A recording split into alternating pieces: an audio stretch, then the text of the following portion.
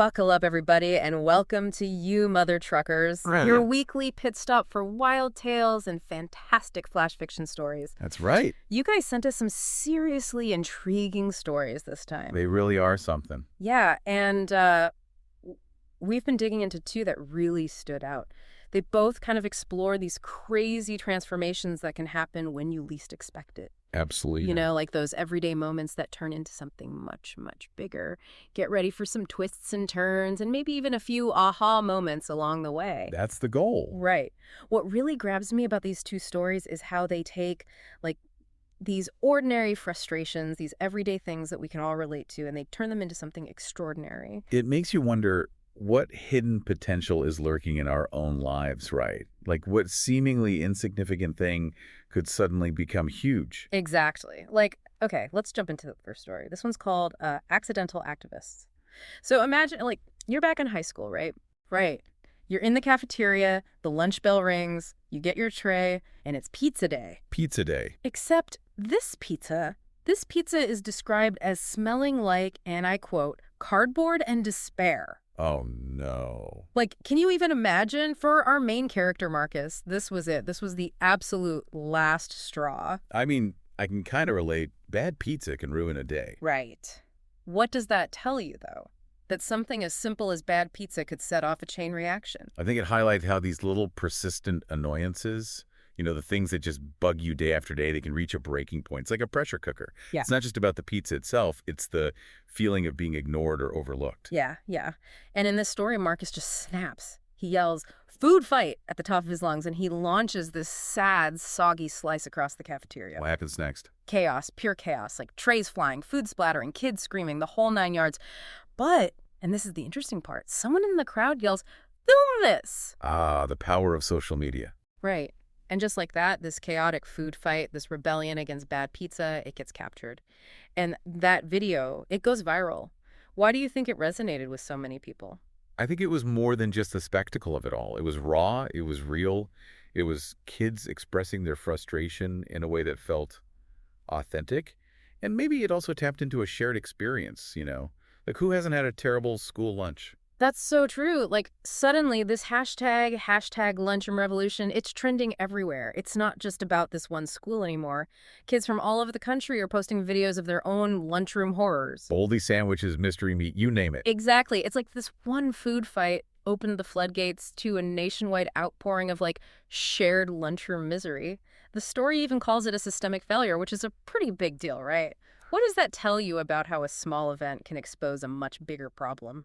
Well, it shows that sometimes a single incident can become a symbol for a much wider issue. Like, this wasn't just about the pizza. It was about feeling ignored, about the quality of food, about a whole system. And social media allowed those individual experiences to connect and amplify each other. Right. So we've got these teenagers, right? Marcus, the accidental hero who just want a decent pepperoni. Emily, the social media whiz who knows how to make things go viral. And Ben, whose dad, well, let's just say he knows a thing or two about the law. A formidable team. Right. And they start holding these strategy meetings in Ben's garage, like fueled by whatever snacks they can find. It's kind of a funny image, right? These kids trying to figure out how to change the system while also, like, raiding the fridge. Yeah. And Marcus, who never wanted to be a leader, he kind of just falls into the role. What does that say about how leadership can emerge? It shows that leadership can come from the most unexpected places. Sometimes it's not about experience or titles, it's about passion, about caring enough to step up and do something. Absolutely. And what's cool is they don't just keep throwing food. They get organized. They plan a school-wide picnic protest demanding better food. And here's where the community gets involved. Parents show up to support them. The local pizza place even donates a bunch of pies. It's like this amazing demonstration of, like, hey, good school food is possible. I love that detail about the pizza place.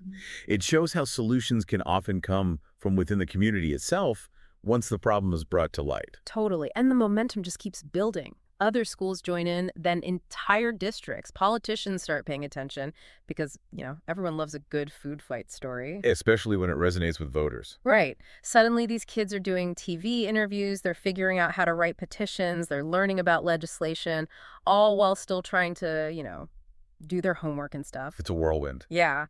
What does that tell you about how fast things can move in the digital age? It shows how social media can be a catalyst for rapid change. Hmm. It allows ideas to spread quickly, it connects people who might never have met otherwise, and it puts pressure on those empowered to respond. Yeah, absolutely. And then the ultimate plot twist, they get invited to the White House. No way. Marcus, the guy who started this whole thing with a piece of pizza, he's getting fitted for a suit that, well, it still kind of smells like pizza. Oh, that's hilarious. Emily is busy getting her hair done for the cameras. And Ben, the lawyer's son, he's trying to figure out how to tie a tie. It's this amazing image of, like, normal teenagers suddenly thrust into this high-stakes world. What kind of questions does that raise for you? It makes you wonder what happens when ordinary people are suddenly thrown into extraordinary circumstances. How do they navigate that? Do they lose sight of their original goals? And can they actually make a difference within the system? Such good questions. And there's this really poignant moment where Marcus is standing there, surrounded by all the pomp and ceremony of the White House. And it hits him that he never wanted any of this. He never wanted fame or power. He just wanted a decent slice of pizza. He even tells Emily and Ben later that he kind of misses the food fight days. I can see that. Yeah. What does that tell you about how motivations can change as a movement grows? It shows that even as things evolve and become more complex, the heart of the matter often stays the same. It's a reminder to stay true to those initial motivations, to remember why you started in the first place. So from a truly terrible school lunch to the possibility of changing school food programs across the country, Accidental Activists shows us how regular, everyday frustrations, amplified by social media and people coming together, can create a movement. It makes you wonder, what about your life? What little annoyance or frustration could be the start of something much bigger? I think that's a great takeaway. It empowers us to recognize that we all have the potential to spark change, no matter how small our actions may seem at first. Okay, ready for something completely different, but just as thought-provoking? Let's do it. Okay, this one's called Ghost Coach, and it's a wild ride.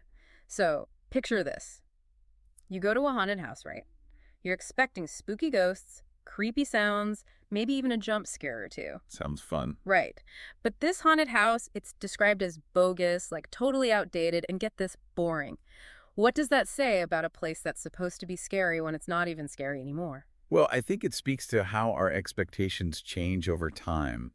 What might have been terrifying in the past might not have the same impact today. And it also raises the question of what truly scares us and why. Yeah, good point. So we've got these two teenagers, Alex and Ashley, who are wandering through this like snooze fest of a haunted house. Alex is totally unimpressed. He even says his grandma could do better with the monster makeup. Ouch. But Ashley, ever the optimist, she's also a budding content creator, always looking for the perfect shot for her social media. What does that tell you about how we see the world these days? I think it reflects how social media has become such a dominant force in our lives. Yeah. It shapes how we experience things, what we pay attention to, and how we share those experiences with others. Right. So Ashley is determined to get some good footage, even in this lame haunted house.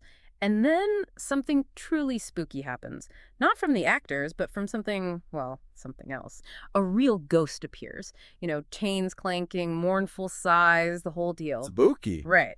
But here's the twist. The ghost just drifts right through Ashley, and then it freezes, like it stops dead in its tracks. What do you make of that reaction? Well, it's certainly unexpected. You'd think a ghost wouldn't even notice a living person, let alone react to them. It suggests that maybe there's more to these ghosts than meets the eye. Right. And Alex, he has this crazy idea. Maybe the ghost likes being filmed. They run into another ghost, a Victorian lady who's all dressed in black and wailing about being forgotten. And Ashley, in this really casual way, just holds up her phone and asks, "Want to tell your story?" Wait, really? Yeah. And the lady stops wailing. And get this, she floats closer. It's like she's ready for her close-up. What does that tell you about what even ghosts might want? It's a fascinating twist. It suggests that even supernatural beings might crave recognition, connection, maybe even a little bit of fame. It flips the whole ghost story on its head. Totally. And so we get this hilarious scenario where Alex becomes this reluctant ghost whisperer. He's coaching Victorian ladies on how to be more spooky, giving chain-clanking specters tips on their sound effects, all for Ashley's live stream. It's like a paranormal makeover show. Exactly. And it works. Ashley's live streams blow up. People are commenting, "Is this real? I need a ghost bestie." The haunted house, which was a total flop, suddenly becomes this viral sensation, like an influencer agency for ghosts. It's brilliant. It satirizes our obsession with online attention and how even the most unlikely things can find an audience in the digital age. Right. The owner of the haunted house, he's furious at first, all this chaos and all. But Alex just shrugs and says, dude, time to adapt. You're not running a haunted house anymore. You got a whole influencer agency on your hands. It's like this perfect example of how the digital age can change everything. What's the big lesson there for you? I think it highlights the importance of being flexible and adaptable, of recognizing that what worked in the past might not work now. And it also shows how new opportunities can emerge from unexpected places. So, from a boring, outdated haunted house to a hub for spectral celebrities, Ghost Coach really makes you think. What is it about being seen, about being liked, that resonates so deeply even with ghosts? It's a question worth pondering. Absolutely. It speaks to something fundamental about human nature, about our desire for connection and recognition. And it makes you wonder how those desires might evolve in the digital age. So there you have it, two wild flash fiction stories, handpicked by you, our listeners, that explore the crazy ways the unexpected can lead to some seriously big and often hilarious transformations. They remind us that change can come from the most unlikely sources, and that even the smallest actions can have a ripple effect. It really does make you wonder, doesn't it? What seemingly tiny frustrations or unnoticed desires in your own life might be the seeds of something much bigger. And in a world full of content, what grabs your attention and why? Those are great questions to think about. Right. We hope this pit stop has given you some food for thought. Keep sending us those awesome stories, and don't forget to rate and follow you mother truckers for more awesome mysteries from the world of flash fiction. Who knows what unexpected transformation might be waiting just around the corner for you. Keep those stories coming. See you next time. Until then. Bye.